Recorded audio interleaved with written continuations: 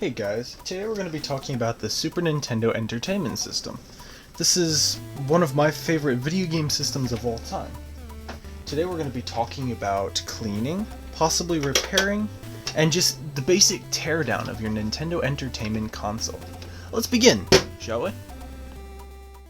Hey, it's Editor Isaac here. I forgot to mention in the video that my Nintendo Entertainment System has been having a lot of issues lately where games, when loaded, would not play due to either dirty pins inside or outside. This video will also be fixing that.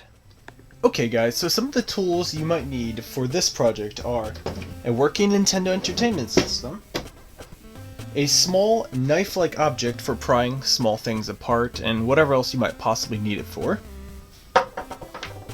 a toothbrush, and I've got a stylish pink one, of course. A pair of needle-nose pliers, not twires, wow. Just for basic all-round use. A plus screwdriver. Some Q-tips or cotton swabs. Just a few of them should be all we need, but it's for basic cleaning. And some rubbing alcohol.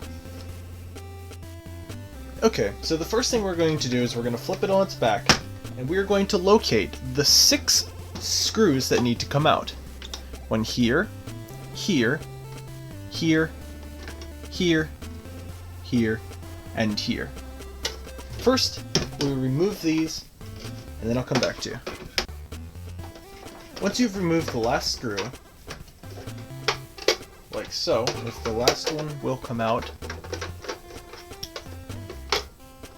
it is important to arrange your screws in an order that you'll remember so that you know exactly when and where they go. Next, the bottom plating of the NES should just slide off, and there's the top. Now you can see it is not super dirty, but it is not super clean either. It's just disgusting enough that it warrants a nice, good cleaning. So for now, we'll put this piece aside and we'll come back to him later. Now we have the screws that are holding in the cover for the cartridge tray. There's a screw here, there's a screw here, here, here, and here, and here, and possibly here. We'll find out about that one in a moment. I'll come back to you when I have this cover off. Doobie doobie doo doo doo. Doobie doo. Unscrewing the screws. Yeah. You like it like that, huh, little girl? Yeah, you're a good girl. Yeah. Surprisingly clean. Who's a good little girl? Yeah, you're a good little girl. Stood the test of time. Impressive.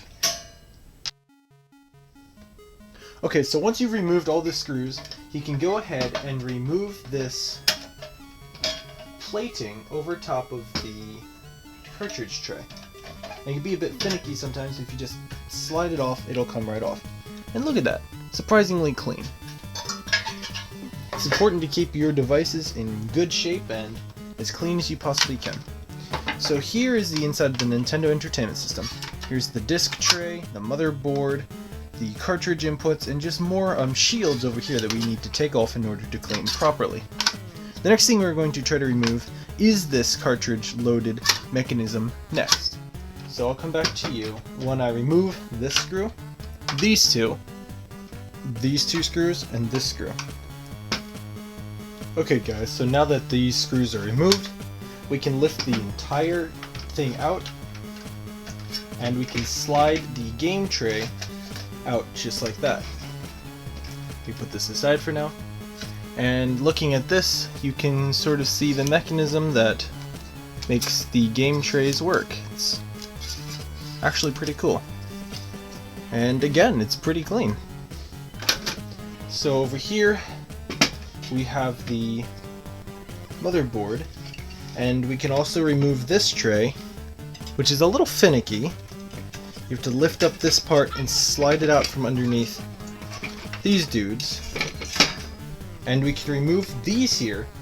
You take your knife and you stick it underneath these little plastic bits, and pop them up, and because they're kind of finicky and kind of difficult to remove. But you stick the knife underneath the plastics, lift it up, and boom, it's out. And the same thing here. Stick the knife underneath the plastic, kind of wiggle it a bit, and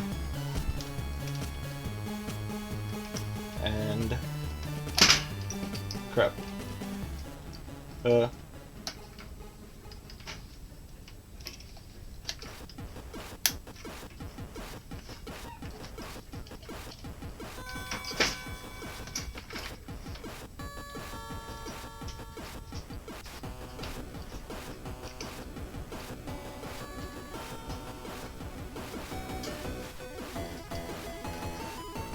And boom, it's out! Hey, first try!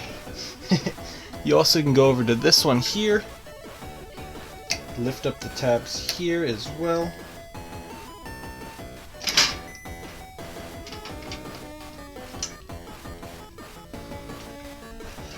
And it should pop right out. Again, it's a little finicky, and it's been in there for an odd 20-some years, so it's not going to be super easy to remove.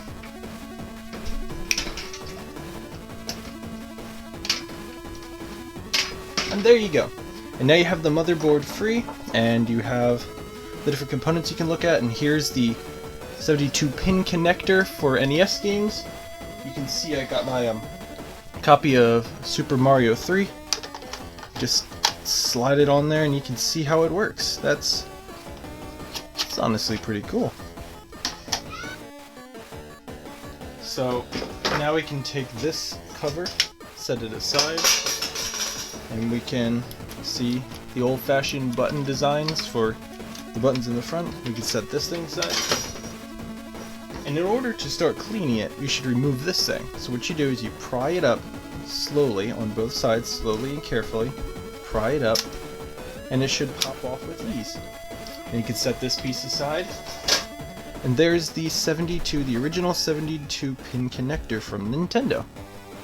So, if you want to clean this piece, you take some of your rubbing alcohol, and you take a Q-tip, you stick it in the rubbing alcohol, you get it nice and well saturated, and just rub the pins up and down, just all around. Just see if you can get any gook or nasty stuff off. Try not to rub back and forth like this, because the fibers of the Q-tip will rub off inside. Rub out like this to remove as much gook as you can, and then use the dry end to dry it when you are finished. And do this as many times as you can until it is as clean as you can get it on the inside. Alright, so now that I've got the 72-pin connector as clean as I can, slide it on, and it is rather loose, honestly. So another thing I want to try and do is to take my knife here and just pull up a bit on some of these. Pull down on some of them and pull up on some of them, just to tighten it just a little bit. And it probably won't do much, and I'm not going to be pulling much, ever so slightly, but just a little bit to make some of them stick down a little bit more. Alright, so that took me about 15 minutes to tighten or pull up some of the metal pieces on the inside, and I think that it is now much, much tighter. Oh yes, that is much better. That should, in theory, be far better than what we were working with originally. So now we can set this piece aside and attach it to the board later, and let's take a look at the board here. My Nintendo board is relatively clean, but either way I'm going to take a Q-tip, dip it in some rubbing alcohol. I'm going to clean some of this dirt and dust that's like up here or on the back of the cartridge, or at the back of the board, not the cartridge.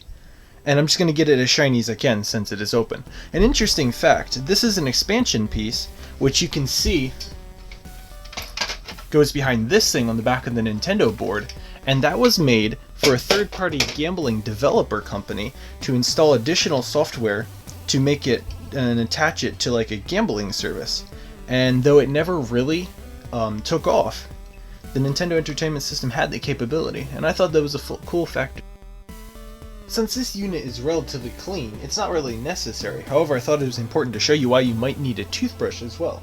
You you can dip that slightly into the rubbing alcohol and shake it off so that it's not fully saturated, and you can use it to clean between these pins, since a Q-tip would probably not work as well. But my unit is mostly clean, so it is not completely necessary. Make sure this board is completely dried off before you put it back into the Nintendo, because you don't want to cause water damage or molding issues down the line. Now that my power board is completely cleaned in every area I could find to clean, I will set it aside and I'll begin working on cleaning some of these pieces. They're not very dirty. I'll also be cleaning this piece. Again, it's not very dirty, but while it is open I might as well clean it. And what you do for these is the same as anything else. You take the Q-tip, dip it in the rubbing alcohol, and just get in the corners and any areas where there might be dust or dirt or mold, and just make sure you clean it properly and thoroughly, and make sure it is dried before you put it back in the unit because of water damage issues. Now that my device has been thoroughly cleaned, I will proceed to put it back together.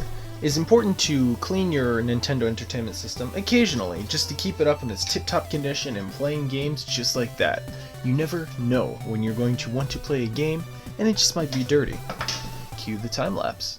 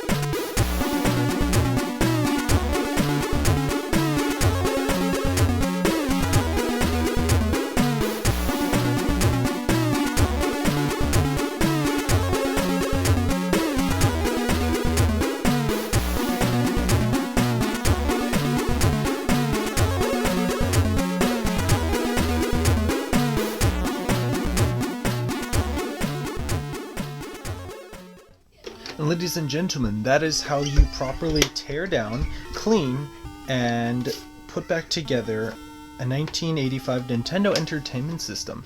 Now let's give it a shot and see if it works. And let's give it a try and see if it does what it is supposed to do. Ah yes, the pin connectors are much tighter. Let's turn it on, and just like that, folks, first try. And that, my friends, is how you fix a Nintendo Entertainment System and clean it, and obviously it works. Ladies and gentlemen, that concludes the tutorial for how to clean and disassemble and reassemble your Nintendo Entertainment System.